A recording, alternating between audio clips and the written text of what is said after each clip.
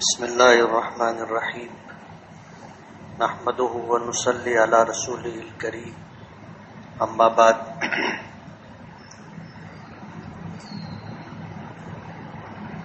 قال النبی صلی اللہ علیہ وسلم اغتنم خمسا قبل خمس حیاتک قبل موتک وفرصتك قبل شغلك وشبابك قبل حرمك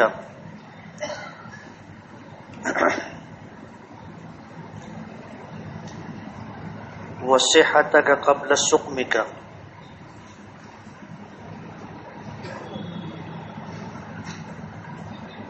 صدق اللہ العظیم. بزرگان محترم اور عزیز دوستو،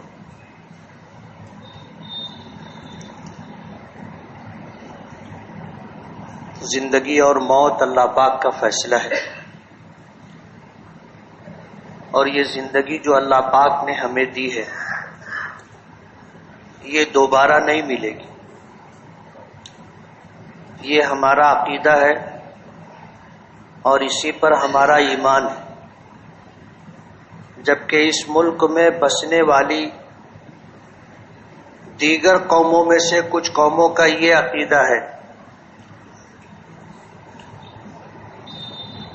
کہ انسان بار بار پیدا ہوتا رہتا ہے اور اس وقت تک اس کی پیدائش ہوتی رہے گی جب تک وہ جنت میں جانے کے لائق نہیں ہو جائے گا. جب وہ جنت میں جانے کے لائق ہو جائے گا تو پھر دوبارہ اس دنیا میں اسے نہیں بھیجا جائے گا.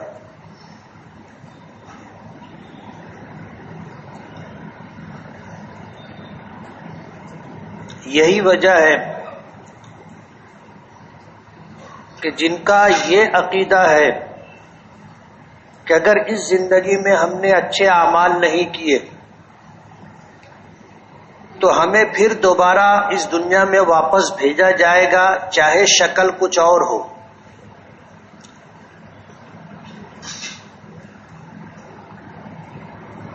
اگر شکل انسانوں کی دی گئی اور اس نے اعمال انسانوں جیسے نہیں کیے اور جنت میں جانے کے لائق نہیں ہوا تو اس کے گناہوں کی وجہ سے، اس کی بدعمالیوں کی وجہ سے اس کا اگلا جنم جو ہوگا وہ انسان نہیں کسی اور مخلوق کی شکل میں ہوگا. یعنی اس زندگی کے گناہوں کا بوجھ، اس زندگی کے گناہوں کی نحوست کی وجہ سے اس کی سزا اسے اگلے جنم میں ملے گی. یہ عقیدہ ہے غیروں کا، ہمارا یہ عقیدہ نہیں ہے. ہمارا یہ عقیدہ ہے کہ اللہ پاک نے یہ زندگی پہلی اور آخری مرتبہ دی، اور اسی زندگی میں ہمیں اگلی زندگی بنانا ہے، یا اگلی زندگی کا بننا یا بگڑنا اسی زندگی پر موقوف ہے. اور یہ بات آپ سن چکے کہ اس دنیا میں آنے سے پہلے ہم ماں کے پیٹ میں ایک زمانہ گزار چکے، اور وہاں آنے سے پہلے ایک لمبا زمانہ عالم ارواح میں ہم نے گزارا. جن روحوں کی عالم ارواح میں ملاقات ہوئی ان کی ملاقات اس دنیا میں بھی ہوگی. جیسے ہم اور آپ اس وقت ایک دوسرے کو دیکھ رہے ہیں، بات سن رہے ہیں، تو ہماری عالم ارواح میں ملاقات ہوئی تھی روحوں کی شکل میں. تو اس دنیا میں بھی ہمارا ملنا مقدر تھا، اللہ پاک نے ملایا. عالم ارواح سے ایک زمانہ گزار کر جو اللہ پاک کی طرف سے طے تھا، پھر کچھ وقت ماں کے پیٹ میں ہم نے گزارا، وہاں کچھ وقت گزار کر اب اس دنیا میں آئے. یہاں سے واپسی نہیں ہے، یہاں سے واپسی نہیں ہے، آگے ہی جانا ہے. ایسا نہیں ہوگا کہ عالم ارواح میں کوئی دوبارہ گیا ہو، ماں کے پیٹ کا زمانہ دوبارہ پایا ہو یہ زندگی جس نے گزار لی، انتقال ہو گیا، تدفین ہو گئی، وہ دوبارہ اس دنیا میں آ جائے، یا عالم برزخ میں رہنے والا اس دنیا میں نہیں آیا، اسے آگے جانا ہے عالم آخرت میں، یہ ہمارا عقیدہ ہے۔ تو یہ زندگی اللہ پاک نے پہلی اور آخری مرتبہ دی، اور یہ زندگی کس کی کتنی ہے اللہ پاک نے اس کا علم اپنے پاس رکھا ہے۔ قرآن کریم میں آتا ہے ان اللہ عنده علم الساعة وينزل الغیث ويعلم ما في الارحام وما تدری نفس ماذا تکسب غدا وما تدری نفس بأي ارض تموت۔ 5 چیزوں کا علم اللہ نے اپنے پاس رکھا ہے لوح محفوظ میں، اور اس کا علم اللہ کے علاوہ کسی کے پاس نہیں۔ سرکار دو عالم صلی اللہ علیہ وسلم سے صحابہ کرام نے پوچھا تھا کہ متی تقوم الساعہ، قیامت کب آئے گی؟ سرکار دو عالم صلی اللہ علیہ وسلم نبوت اور رسالت کے مقام پر فائز تھے۔ جب کوئی بات پوچھی جاتی تھی، معلوم ہوتی تھی آپ بتا دیتے تھے، نہیں معلوم ہوتی تھی وحی کا انتظار فرمایا کرتے تھے، اور اللہ پاک کی طرف سے جب وہ بات بتا دی جاتی تھی تو آپ جواب دے دیا کرتے تھے۔ سیرت کے کتابوں میں آپ تفسیر اور حدیث کے اندر بہت سارے واقعات ملیں گے کہ لوگوں نے آپ سے سوال کیا، آپ نے جواب میں رحمت فرمایا، اور آپ کی چاہت اور خواہش ہوا کرتی تھی کہ کوئی اچھا سوال کرنے والا شخص ہو۔ سوال کرنا بھی سب کے بس کی بات نہیں ہے، اچھا سوال کرنے کے لیے بھی آدمی کو ذہین اور سمجھدار ہونا چاہیے، ہر آدمی اچھا سوال بھی نہیں کر سکتا۔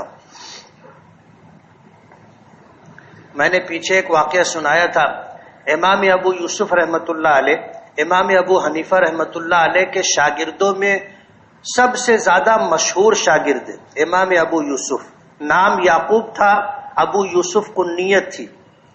امام ابو حنیفہ رحمۃ اللہ علیہ کے دوسرے شاگرد ہیں امام محمد رحمۃ اللہ علیہ، یہ 2 شاگرد بہت مشہور ہیں، اور امام اعظم ابو حنیفہ رحمۃ اللہ علیہ کی فقہ انہی 2 شاگردوں کے ذریعے سے امت تک پہنچی ہے۔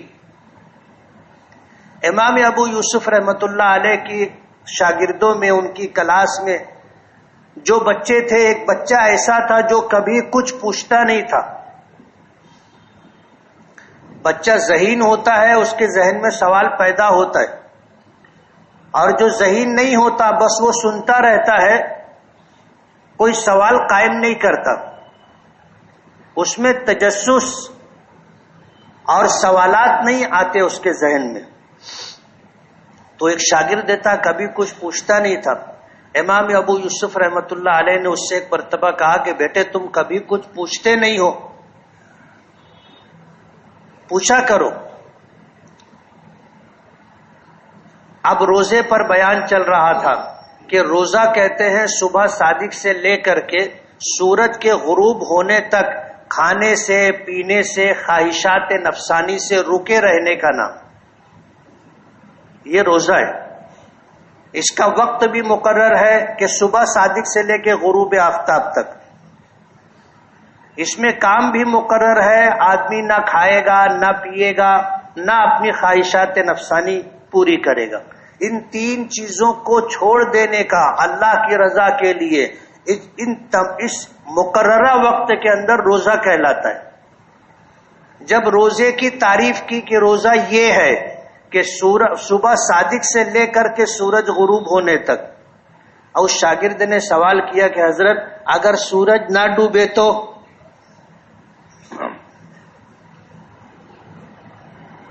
اس نے سوال کیا اگر سورج نہ ڈوبے تو؟ امام ابو یوسف رحمۃ اللہ علیہ نے فرمایا کہ تو مت پوچھا کر۔ اب ظاہر بات ہے سوال کیا بھی تو ایسا کہ جو کبھی نہیں ہوگا، اور جب ہوگا تو ایک مرتبہ ہوگا، اور وہ قیامت کی علامتوں میں سے سب سے بڑی علامت ہوگی کہ سورج بجائے مشرق سے طلوع ہونے کے مغرب سے طلوع ہوگا، ڈوبے گا مگر مغرب میں ہی۔ تو امام ابو یوسف رحمۃ اللہ علیہ نے فرمایا کہ تو مت پوچھا کر۔ ظاہر بات ہے یہ سوال ایسا سوال ہے جس کو ہم کہیں گے آدمی سمجھدار نہیں ہے۔ ہر آدمی یہ سمجھتا ہے کہ سورج روزانہ طلوع ہوتا ہے، روزانہ غروب ہوتا ہے، کبھی بھی ایسا نہیں ہوا کہ سورج طلوع نہ ہو یا ایسا نہیں ہوا کہ سورج غروب نہ ہو۔ وقت پر طلوع بھی ہوتا ہے، وقت پر غروب بھی ہوتا ہے۔ سرکار دو عالم صلی اللہ علیہ وسلم کی بھی منشا اور چاہت ہوا کرتی تھی کہ کوئی سمجھدار شخص سے سوال کرے، اور جب سوال ہوتا ہے، سوال کرنے والا ایک شخص ہوتا ہے لیکن اس کا جواب سننے والے سب لوگ ہوتے، تو سب کو اس چیز کا علم ہو جاتا ہے۔ تو حضور کی خواہش ہوا کرتی تھی کہ کوئی سوال کرنے والا سوال کرے اور سمجھدار شخص ہو۔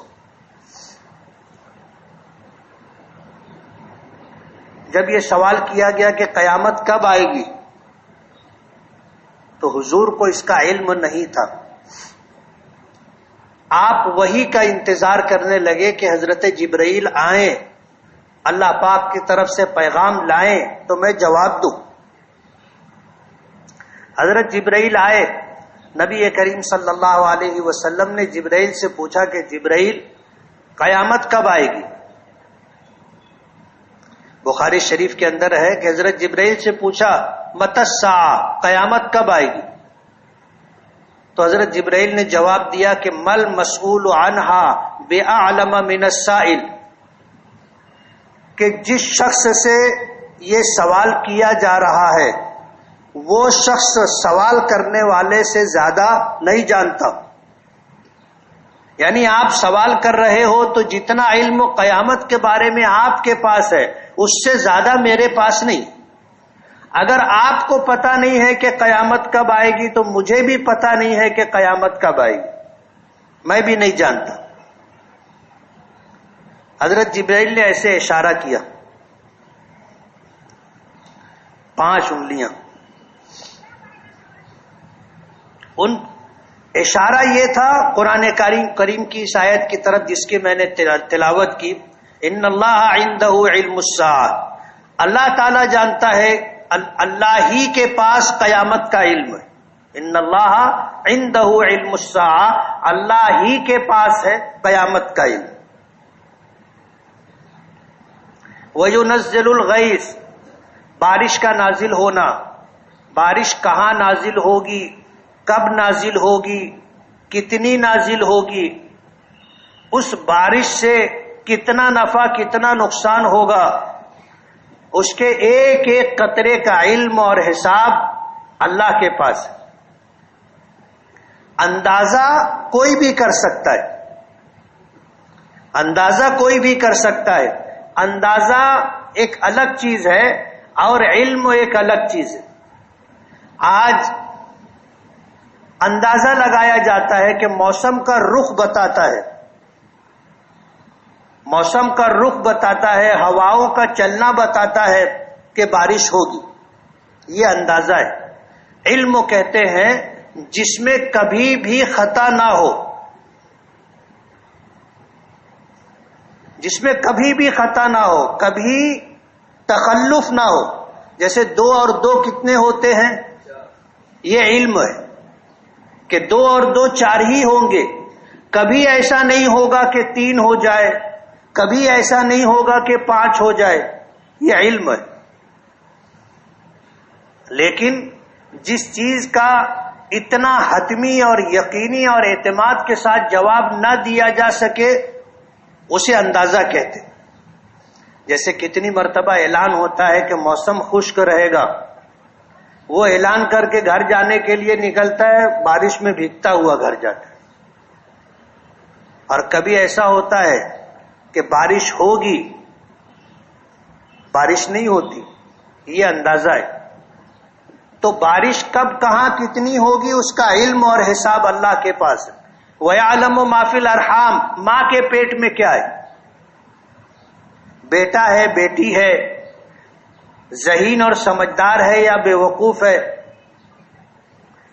گورا ہے یا کالا ہے، یعنی ساری تفصیلات کے ساتھ علم اللہ کے پاس ہے۔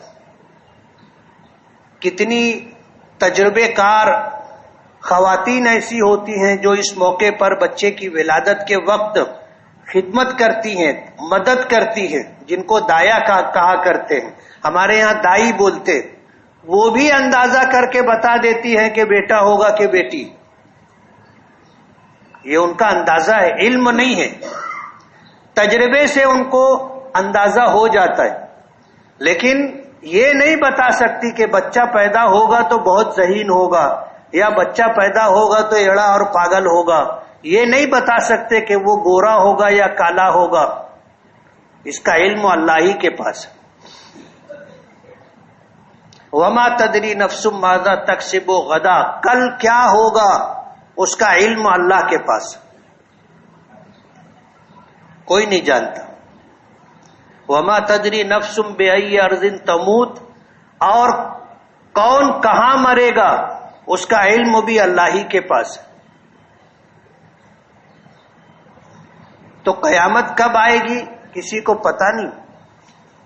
تو یہ زندگی جو اللہ پاک نے دی ہے ہر ایک کے لیے ایک وقت مقرر ہے، اور حدیث پاک میں آتا ہے کہ من مات فقد قامت قیامتہ، کہ جس شخص کا انتقال ہو گیا، موت آ گئی، اس کی قیامت آ گئی، اس کی قیامت آ گئی۔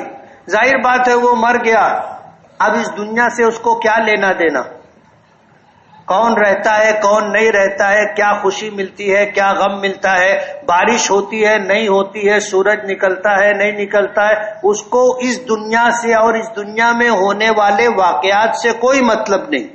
من ماتا فقط قامت قیامتہ، جس کا انتقال ہو گیا اس کی قیامت آ گئی، اب اس کے لیے دنیا کا باقی رہنا نہ رہنا کوئی معنی نہیں رکھتا۔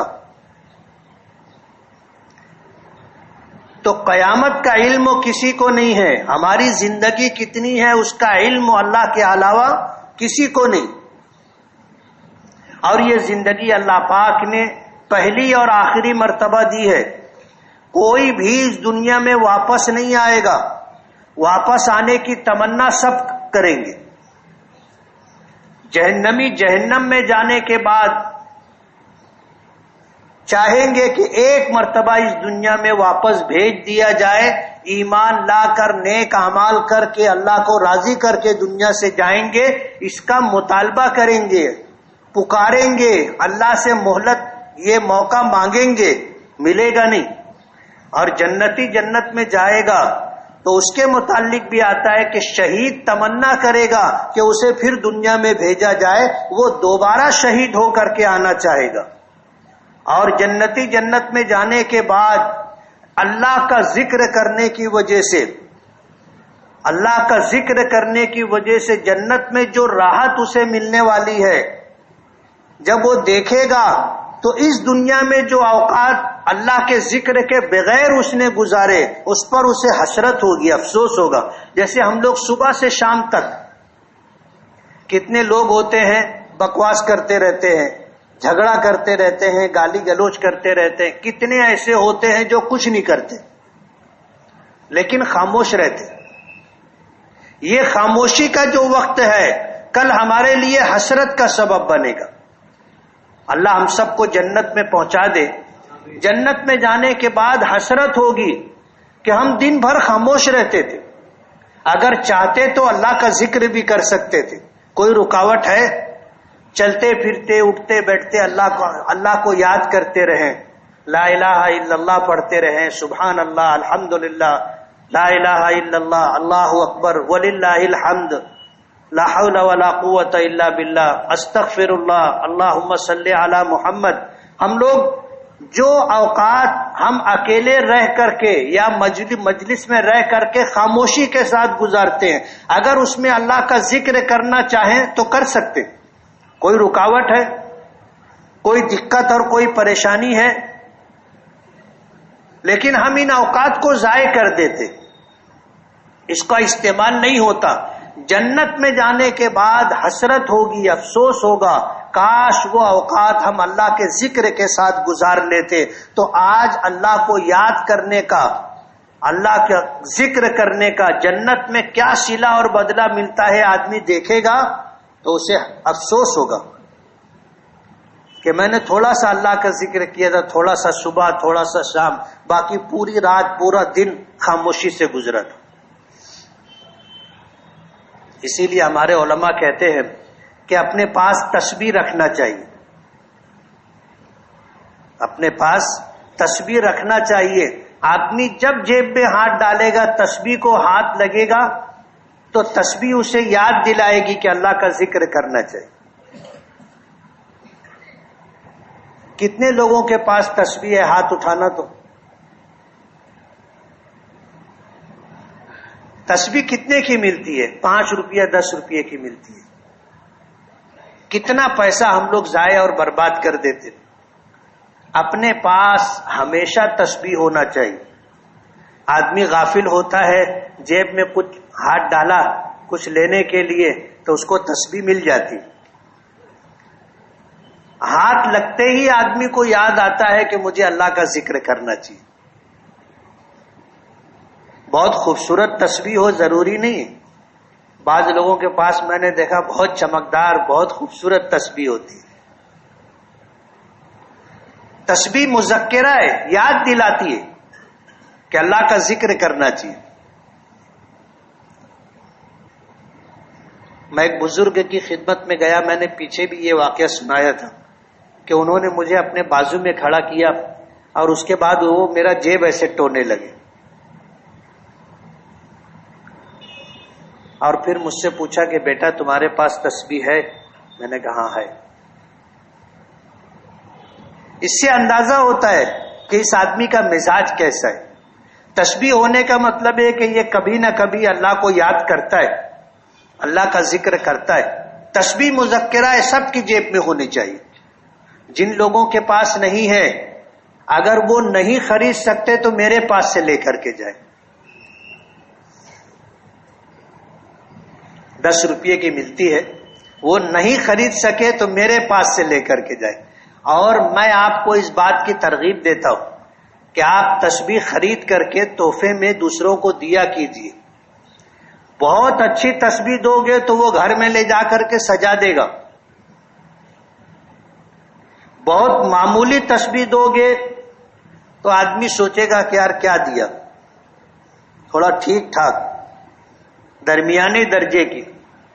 آپ تحفے میں دیا کریں، مسواک دیا کریں، تسبیح دیا کریں، یہ وہ چیزیں ہیں جو بہت کارآمد ہوتی ہے۔ وہ وضو جس میں مسواک کی گئی ہو، نماز کے اجر و ثواب کو 70 گنا بڑھا دیتی۔ ابھی جتنے لوگوں نے وضو کیا، مسواک کی، ان کو ثواب جمعہ کی نماز کا 70 گنا بڑھ کر کے ملے گا، اور جنہوں نے وضو کیا اور اس میں مسواک نہیں کی تو ان کو ثواب ان 70 گنا کم ملے گا۔ اچھا، ٹائم کتنا لگتا ہے؟ وضو کرنے آدمی بیٹھا، تسبیح جو ہے اپنا مسواک کر لیا، تو مسواک کر لینے کے بعد اب اعمال کا ثواب بڑھ گیا، منہ بھی صاف ہو گیا، دانت بھی صاف ہو گئے، منہ کی بدبو زائل ہو گئی، اور اللہ پاک راضی اور خوش ہو گئے۔ حدیث پاک میں آتا ہے کہ مسواک سے منہ بھی صاف ہوتا ہے اور اللہ پاک بھی راضی ہوتے۔ یہ معمولی عمل نہیں ہے، سرکار دو عالم صلی اللہ علیہ وسلم کی سنت ہے۔ 5 وقت حضور مسواک کیا کرتے تھے، سو کر اٹھتے تھے مسواک کرتے تھے، وضو کرتے تھے مسواک کرتے تھے، گھر میں جانے لگتے تھے بیویوں سے ملاقات کے لیے تو مسواک کیا کرتے تھے، آنے والے مہمانوں سے ملاقات کرنا ہو تو مسواک کیا کرتے تھے، رات میں سونے لگتے تھے مسواک کیا کرتے تھے، نماز کے وقت جب نماز کے لیے مصلی پر کھڑے ہوتے تھے تو بھی مسواک کیا کرتے تھے۔ یہ 5 وقت ایسا ہے جو حضور مسواک کیا کرتے تھے. امام اعظم ابو حنیفہ رحمۃ اللہ علیہ کے یہاں مسواک وضو کی سنت ہے. امام احمد ابن حنبل حضرت امام احمد ابن حنبل رحمۃ اللہ علیہ کے یہاں مسواک نماز کی سنت ہے. اس لیے آپ لوگوں نے دیکھا ہوگا کہ جب حج عمرے کے لیے گئے تو بہت سارے وہاں لوگوں کو دیکھا ہوگا جب وہ صف میں کھڑے ہوتے ہیں تو جیب میں سے مسواک نکال کر کے وہ مسواک کرتے. دیکھا ہے کہ نہیں دیکھا ہے؟ یہ امام احمد ابن حنبل رحمۃ اللہ علیہ کے مقلدین ہیں، ان کے یہاں نماز کی سنت ہے. اس لیے کہ حضور سے یہ بھی منقول ہے کہ آپ نے نماز کے وقت مسواک کی. تو مسواک تحفے میں دینا، تسبیح تحفے میں دینا، اور تحفہ لیتے دیتے رہنا چاہیے. صرف لینا نہ ہو، لیتے دیتے رہنا چاہیے. حضور نے فرمایا اس سے محبت بڑھتی ہے، تعلقات مضبوط ہوتے ہیں. تہادو تحابو، آپس میں ہدیہ لیتے دیتے رہا کرو، محبت بڑھے گی. جن میاں بیوی میں جھگڑا ہوتا رہتا ہے وہ کبھی ایک دوسرے کو ہدیہ تحفہ دیے ہی نہیں نا، کبھی نہیں دیے، اسی لیے جھگڑا ہوتا ہے. جن کا ایسا معاملہ ہو ابھی گھر جانے سے پہلے کچھ لے کر کے جائے. یعنی یہ ایک نسخہ ہے اور کامیاب نسخہ ہے، کارگر نسخہ ہے. آپ سب کچھ لے جاتے، سب کچھ لے جاتے، جبھی تو گھر چل رہا ہے، ہفتے بھر کے اخراجات پورے ہو رہے ہیں.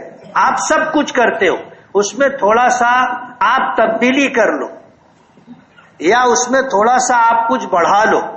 وہ یہ کہ آپ اپنی بیوی کے لیے مخصوص طور پر کوئی چیز لے جاؤ اور آپ اس کو دو اور بولو کہ یہ تورے واسطے. یہ وہ نسخہ ہے جو میاں بیوی کے درمیان محبت پیدا کرتا ہے. اس لیے کبھی شادی شدہ لوگوں نے سنا ہوگا بیوی کبھی بول دیتی ہے کہ تم مورے واسطے کہاں کچھ لاوت ہو. حضور پاک صلی اللہ علیہ وسلم کی ایک سنت یہ بھی ہے، بیویوں کے لیے مخصوص طور پر کچھ لے جانا چاہیے. ضروری نہیں ہے کہ بہت قیمتی ہو، لیکن یہ احساس اسے ہونا چاہیے کہ میں کچھ ہوں، میری کوئی حیثیت ہے، میرا کوئی تعلق ہے. یہ احساس اگر اس کے دل میں پیدا ہو گیا تو جھگڑا ختم ہو جائے گا. تو جن لوگوں کی ناراضگی رہتی ہے، ناراضگی ختم کرنے کا نسخہ ہے تہادو تحابو، آپس میں ہدیہ لیتے دیتے رہا کرو، محبت پیدا ہوگی. ظاہر بات ہے حضور نے فرمایا تو اس میں تخلف نہیں ہے. یعنی تخلف ہونے کا مطلب یہ ہے کہ آپ نے ہدیہ دیا اور محبت نہ ہو، ایسا ہو ہی نہیں سکتا. آپ دو گے تعلق ہو جائے گا. بڑے سے بڑا آدمی ہوتا ہے، مالدار ترین شخص ہوتا ہے، اس کو کسی چیز کی تمہاری حاجت نہیں ہے، لیکن آپ جانے لگے، ایک مٹھائی کا ڈبہ لے کر کے چلے گئے، اس کے دل میں اللہ جگہ بنا دیتا ہے اور اس کو یہ پتا چلتا ہے کہ یہ آدمی جب آتا ہے تو کچھ نہ کچھ لے کر کے آتا ہے. ایک خاص تعلق ہو جاتا ہے. معمول بنانا چاہیے کسی کے پاس جائے تو آدمی کچھ لے کر کے جائے، ضروری نہیں ہے کہ قیمتی ہو. سرکار دو عالم صلی اللہ علیہ وسلم کے پاس دیہات کے صحابہ کرام آیا کرتے تھے تو کوئی ننوا لے کر کے آ جاتا تھا. آپ سوچو، کوئی کھیرا لے کر کے آ جاتا تھا، کوئی ککڑی لے کر کے آ جاتا تھا، کوئی سبزی لے کر کے آ جایا کرتا تھا. آج تو اگر تم کسی کے یہاں لے کر کے گئے تو آدمی سوچنے پہ مجبور ہو جائے گا کہ یہ ترکاری کیوں لایا. سر ضروری نہیں ہے کہ آدمی قیمتی تحفہ لے کر کے جائے، آدمی کچھ بھی لے کے جا سکتا ہے. جانے لگے ایک آدھا کلو انگور لے کر کے چلے گئے، کوئی فروٹ کوئی پھل تھا وہ لے کر کے چلے گئے. فرق پڑتا ہے، اور اتنا فرق پڑتا ہے کہ آپ کا آنا جانا ان کو یاد رہتا ہے. تعلقات بنانے کا ایک ذریعہ یہ بھی ہوتا ہے. میں تو سوچ کے کچھ اور کھڑا ہوا تھا کہ مجھے آپ کو کیا کہنا ہے، لیکن بات لمبی ہو گئی. میں آخر میں اپنی بات جو تھی وہ رکھ دوں کہ زندگی اور موت اللہ کا فیصلہ ہے. یہ زندگی اللہ دوبارہ نہیں دے گی، زندگی دوبارہ نہیں دیں گے. اس کا صحیح استعمال، حضور نے فرمایا 5 چیزوں کو 5 چیزوں سے پہلے غنیمت سمجھو. زندگی کو موت سے پہلے غنیمت سمجھو. یہ جو زندگی اللہ نے دی ہے اس کا استعمال صحیح ہونا چاہیے، یہ دوبارہ نہیں ملے گی. ابھی چھٹیاں ہو گئی ہیں. اتفاق ایسا ہے کہ 10ویں کے امتحانات 12ویں کے امتحانات کے ساتھ ساتھ پرائمری اسکولوں کے بھی امتحانات اب ختم ہو رہے، مدرسوں کے بھی امتحانات ساتھ ساتھ میں اس مرتبہ ختم ہوئے. اب مدرسوں کی بھی چھٹیاں ہیں اور اسی کے ساتھ اسکولوں کی بھی چھٹی ہے. اب یہ چھٹیوں کا جو وقت ہے، یہ وقت ہمارے بچے ضائع اور برباد نہ کریں. یہ وقت اپنے بچوں کے لیے کارآمد اور مفید ہو جائے، اس کی ذمہ داری سرپرستوں پر ہے، ماں باپ پر ہے. اپنے بچوں کے ان اوقات کو آپ اگر ضائع کرو گے تو ظاہر بات ہے بچوں کا یہ وقت برباد ہوگا. ان کی زندگی کا اتنا وقت ان کے لیے کارآمد اور مفید نہیں بن سکا. اسکولوں میں پڑھنے والے بچوں کی دینی تربیت نہیں ہو پاتی. ابھی الحمدللہ ہمارے شہر میں بچوں کے لیے بھی بچیوں کے لیے بھی سمر کلاس چلائی جا رہی، جس میں انہیں دین کی موٹی موٹی باتیں سکھائی جاتی ہیں، یاد کرائی جاتی ہے کہ مسلمان کس کو کہتے. ابھی یہ سوال ہم سے اگر کیا جائے کہ بتاؤ مسلمان کس کو کہتے ہیں، تو ہم میں سے 80% سے زیادہ لوگ جواب نہیں دے پائیں گے. ایسا جواب جو سامنے والے کو مطمئن کر دے کہ مسلمان کس کو کہتے. جب ہمیں نہیں معلوم ہے تو ہمارے بچوں کو کہاں سے معلوم ہوگا. سمر کلاس میں بچوں کو یہ سکھایا سمجھایا بتایا جاتا ہے کہ تم مسلمان ہو. مسلمان کس کو کہتے ہیں یہ بتایا جاتا ہے.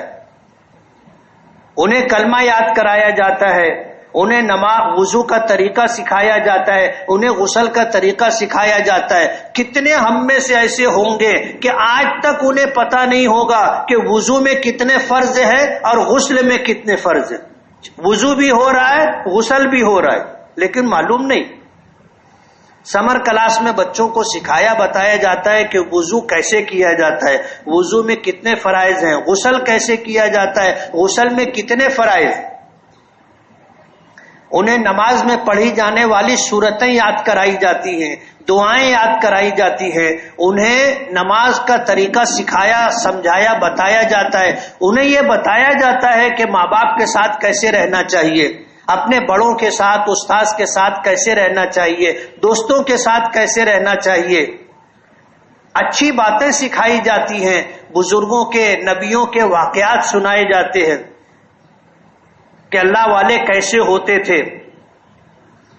اللہ کن لوگوں سے راضی اور خوش ہوتا ہے، اللہ کن اعمال سے راضی اور خوش ہوتا ہے. یہ موٹی موٹی باتیں ہیں لیکن بہت بنیادی اور ضروری باتیں. یہ کسی بھی مسلمان کے لیے اس کی زندگی کی بنیاد اور آنے والے مستقبل کو بنانے کا راستہ اور طریقہ ہے.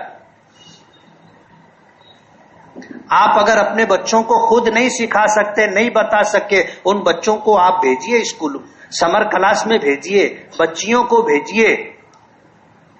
ان کو یہ چیزیں معلوم ہونا ضروری ہے اور یہ سکھانا بتانا ماں باپ کی ذمہ داری ہے. ہمارے بچے جانوروں کے بچے نہیں ہیں کہ صرف ان کو رہنے کی جگہ مل جائے، صرف ان کو کھانا مل جائے پانی مل جائے بس. یہ جانوروں کے بچے نہیں ہیں، انسانوں کے بچے ہیں. تو جانور اور انسان کا فرق جو ہے ہمیں سمجھنا چاہیے. ہم کیا کرتے، کما کے لاتے، ان کے کھانے کا انتظام کرتے، ان کے رہنے کا کپڑے کا پینے کا انتظام کر دیتے اور جو چاہت ان کی ہوتی ہم پوری کر دیتے. تو جانور بھی یہ سب کچھ کرتا ہے.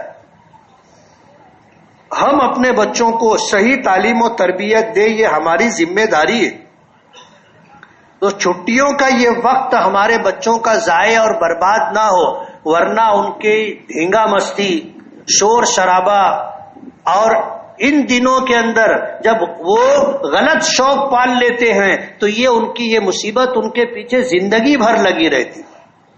ابھی چھٹیوں میں آپ دیکھو گے بچے دن بھر موبائل لے کر کے بیٹھے رہیں گے، رات میں دیر رات تک موبائل لے کر کے بیٹھے رہیں گے، کوئی کام نہیں۔ آپ ان کو سمر کلاس میں بھیجیے، اہتمام سے بھیجیے، یہ بچوں کا حق ہے آپ کے اوپر۔